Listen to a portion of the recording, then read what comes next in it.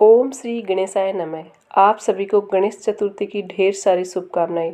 भगवान गणेश सदा आप सभी की रक्षा करे एवं आपकी सभी मनोकामनाएं पूर्ण करे। भगवान श्री गणेश का जन्म भाद्रपद के शुक्ल पक्ष की चतुर्थी को हुआ था। इस दिन को गणेश जन्मोत्सव के रूप में मनाया जाता है। आज सुनेंगे श्री गणेश भगवान की दो कथाएं। पहली कथा इस प्रकार है। शिव पुराण के अनुसार एक बार माता पार्वती ने स्नान से पूर्व शरीर पर हल्दी का उपटन लगाया था। इसके बाद जब उन्होंने उपटन उतारा तो उसे एक पुतला बना दिया और उसमें प्राण डाल दिए। इस तरह भगवान गणेश की उत्पत्ति हुई। उसके बाद माता पार्वती स्नान करने चली गई और गणपति जी को आदेश दिया कि तुम द्वार पर बैठ जाओ और किसी को अंदर मत आने देना। कुछ देर बाद वहाँ भगवान शिव आए और कहा कि उन्हें पार्वती जी से मिलना है।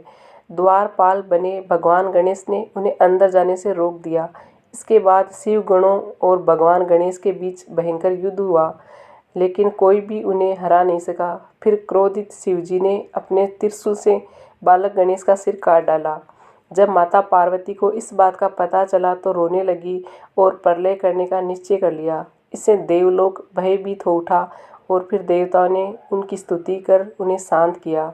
भगवान शिव ने गरुड़ जी से कहा कि उत्तर दिशा में जाओ और जो भी माँ अपने बच्चे की तरफ पीठ करके सो रही हो उस बच्चे का सिर ले आओ। गरुड़ जी काफ़ी देर बाद तक ऐसा कोई नहीं मिला। अंततः एक हथिनी नजर आई। हथिनी का शरीर ऐसा होता है कि वो बच्चे की तरफ मुंह करके नहीं सो सकती। तो गरुड़ जी ने उस शिशु हाथी का सिर काट कर ले आए। शिव जी ने उसे बालक के धड़ पर रखकर उसे पुनर्जीवित कर दिया। माता पार्वती उसे पुनर्जीवित देखकर बहुत खुश हुई और तब समस्त देवताओं ने बालक गणेश को आशीर्वाद दिए। भगवान शिव ने उन्हें आशीर्वाद दिया कि किसी भी मांगलिक कार्य की शुरुआत अगर गणेश पूजा से होती है तो वह सफल होता है। उन्होंने गणेश को अपने समस्त गणों का अध्यक्ष घोषित करते हुए आशीर्वाद दिया कि विघ्न नाश करने में गणेश का नाम सर्वोपरि होगा। इसलिए भगवान श्री गणेश को विघ्नहर्ता भी कहा जाता है। दूसरी कथा इस प्रकार है। एक बार महादेव जी पार्वती जी सहित नर्मदा के तट पर गए। वहाँ एक सुंदर स्थान पर पार्वती जी ने महादेव जी के साथ चौपड़ खेलने की इच्छा व्यक्त की। तब शिव जी ने कहा, हमारी हार जीत का साक्षी कौन होगा। माता पार्वती ने तत्काल वहाँ की घास से तिनके बटोरकर एक पुतला बनाया और उसमें प्राण प्रतिष्ठा करके उससे कहा, बेटा हम चौपड़ खेलना चाहते हैं किंतु यहाँ हार जीत का कोई साक्षी नहीं है। अतः खेल के अंत में तुम हमारी हार जीत के साक्षी होकर बताना कि हम में से कौन जीता कौन हारा। खेल आरंभ हुआ। देव योग से तीनों बार पार्वती जी ही जीती। जब अंत में बालक से हार जीत का निर्णय कराया गया तो उसने महादेव जी को विजयी बताया। परिणामतः पार्वती जी ने क्रुद्ध होकर उसे एक पांव से लंगड़ा होने और वहाँ से कीचड़ में पड़ा रहकर दुख भोगने का शाप दे दिया। बालक ने विनय पूर्वक कहा, माँ मुझसे अज्ञानवश ऐसा हो गया है। मैंने किसी कुटिलता या द्वेष के कारण ऐसा नहीं किया, मुझे क्षमा करें तथा शाप से मुक्ति का कोई उपाय बताएं। तब ममताई माँ को उस पर दया आ गई और वे बोली, यहाँ नाग कन्याएं गणेश पूजन करने के लिए आएगी।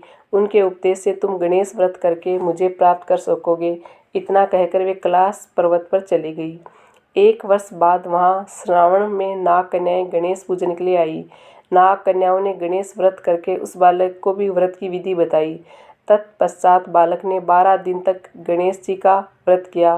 तब गणेश जी ने उसे दर्शन देकर कहा, मैं तुम्हारे व्रत से प्रसन्न हूँ, मनोवांछित वर मांगो। बालक बोला, भगवान मेरे पाँव में इतनी शक्ति दो कि मैं कैलाश पर्वत पर अपने माता पिता के पास पहुँच सकूँ और वो मुझ पर प्रसन्न हो जाए। गणेश जी तथास्तु कहकर अंतर्ध्यान हो गए। बालक भगवान शिव के चरणों में पहुंच गया। शिव जी ने उसे वहां तक पहुंचने के साधन के बारे में पूछा। तब बालक ने सारी कथा शिव जी को सुना दी। उसी दिन से अप्रसन्न होकर पार्वती जी शिव जी से भी विमुख हो गई थी। तदुपरांत भगवान शंकर ने बालक की तरह 21 दिन पर्यंत श्री गणेश का व्रत किया, जिसके प्रभाव से माता पार्वती के मन में स्वयं महादेव जी से मिलने की इच्छा जागृत हुई। वे शीघ्र ही कैलाश पर्वत पर आ पहुंची। वहां पहुंचकर पार्वती जी ने शिव जी से पूछा, भगवान आपने ऐसा कौन सा उपाय किया जिसके फलस्वरूप मैं आपके पास भागी भागी आ गई हूँ। शिव जी ने उन्हें गणेश व्रत का इतिहास उनसे कह दिया।